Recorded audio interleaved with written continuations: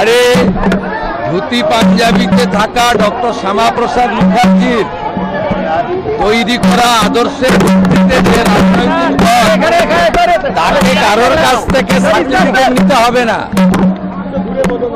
আমি একটি বিতর্কিত কথা বলবো না, আমি মুখ্যমন্ত্রী, আমি এখন সকলের। আমি চাই শুভবুদ্ধির উদয় হোক।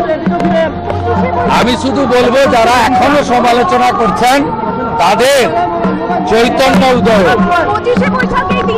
আসল বাংলার অনেক ক্ষতি হয়ে গেছে, শিক্ষা হারিয়ে গেছে, সংস্কৃতি ধ্বংস হয়ে গেছে। আমরা বাংলাটাকে নবনির্মাণ করি, অনেক দায়িত্ব। এখন এইসব রাজনৈতিক কচকচানি, একে অপরের সমালোচনার সময় নয়। যারা করতে চাইছে করুন, আমরা শুধু এগিয়ে যাব। আমরা করব জয়।